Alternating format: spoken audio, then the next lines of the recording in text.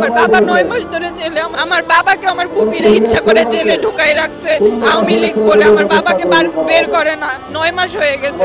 আমি বের করার চেষ্টা করছি, আমি পারি না। আমার বাবা 9 মাস ধরে জেলে। আমার বাড়িটা আমি বিক্রি করেছিলাম।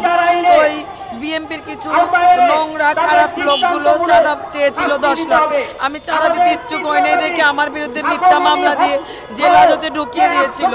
তো আমার বাড়িটা এখন ওদের দখলে এবং আমি এখন দাঁড়িয়েছি আমার 2 সন্তানকে নিয়ে। যেন আমি সিঙ্গেল মাদার, আমি যেন আমার 2 সন্তানকে নিয়ে যেন আমার বাড়ি এবং মিথ্যা মামলার প্রত্যাহারের দাবিতে দাঁড়িয়েছি।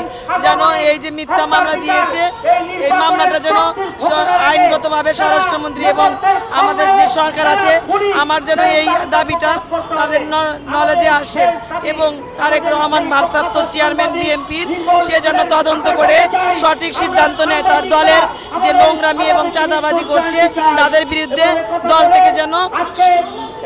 থেকে যেন যে অ্যাকশন নেওয়া হয়। আমাদের রাঙামাটির বাড়ি দখল করে আমার আম্মুকে মিথ্যা মামলা দিয়ে জেলে ঢুকানো হয়েছিল। আম্মু 2 মাস এতদিন জেলে ছিল।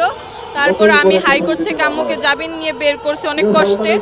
আর আমাদের বাড়ি এখন আমার ফুপি দখল করে আছে। আমার আব্বুকেও জেলে ঢুকাই রাখছে, আমার আম্মুকেও রেখে সব দখল করে ওনারা নিয়ে যেতে চাইতেছে। আর ওই এলাকার মানুষজন আর বিএনপির লোকজন চাঁদা চাইছে আমার আম্মুর কাছে, মব সৃষ্টি করে আমার আম্মুকে মারধর করার চেষ্টা করছে। তারপর আমি 999-এ কল দিয়ে পুলিশ এনে তারপর আমরা সেফটি নিছিলাম। ওই টাইমে বিএনপির একজন মহিলা আছে, উনি গিয়ে আমার আম্মুর নামে মামলা দিছে, মিথ্যা মামলা দিয়ে এতদিন আম্মুকে জেলে রাখছিল যাতে আমাদের সবকিছু দখল করে নিতে পারে। আমাদের বাড়ি এখন দখল করে ওনারা বসে আছে, আমরা কোনো জায়গায় যাইতে পারতেছি না, এই যে এখন রাস্তায় রাস্তায় ঘুরতেছি। জি, আমরা আমাদের বাড়িটা চাচ্ছি। আমার আম্মুকে যেভাবে মিথ্যা মামলাটা দিয়ে জেলে রাখলো এতদিন, এটার আমরা বিচার চাচ্ছি। এই যে হেনস্থা হইলো, আমার পড়াশোনা নষ্ট, আমার ভাইয়ের পড়াশোনা নষ্ট, এগুলোর দায় কে দিবে? আমরা মামলা দিতে গেছিলাম থানায়, ওনারা বলছে যে ওনারা তো এভাবে মামলা নিতে পারবে না, কারণ এলাকার মানুষদেরকে ওরা জড়ো করছে। এতজন মানুষের মামলা আর আমাদের একার মামলা কি আর ওনারা নিবে?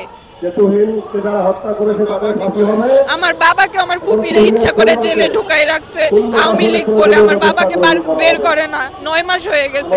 আমি বের করার চেষ্টা করছি, আমি পারি না। আমার বাবা 9 মাস ধরে জেলে, আমার মাকেও জেলে ঢুকাই রাখছে। আমি আর আমার ভাই রাস্তায় রাস্তায় এভাবেই আছি।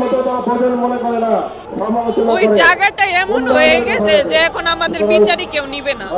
যেই বিচার নিবে হয়তো বা তাদেরও সমস্যা হবে, এরকম অবস্থা হয়ে গেছে। রাঙামাটি তো যাওয়া সম্ভব না, কারণ আমার মাকে নিয়ে যদি আবার রাঙামাটি যাই মামলা একটা দিয়ে দিবে, এভাবে তো সম্ভব না। আমার আম্মুকে আমি বের করে তাড়াতাড়ি ঢাকা নিয়ে আসছি, কারণ আম্মুকে ওখানে রাখলে আবার মব সৃষ্টি করে আম্মুকে মারধর করতো। এভাবে কি আমরা থাকবো? আমি এক্সাম দিতে পারি নাই, আমার ইয়ার ফাইনাল, এগুলো ঝামেলার জন্য। আমরা মামলা দিতে গেছিলাম, যে বিএনপির লোকজন ছিল ওদের নামে মামলা দিতে গেছি, তারা আমাদের মামলা নিবে না। বলছে এখন যদি তোমাদের এই মামলা টামলা নেই, আমরা তোমাদের বাড়ির ব্যাপার তোমরা গিয়ে কোর্টে মামলা করো, আমরা এই মামলা নিতে পারবো না।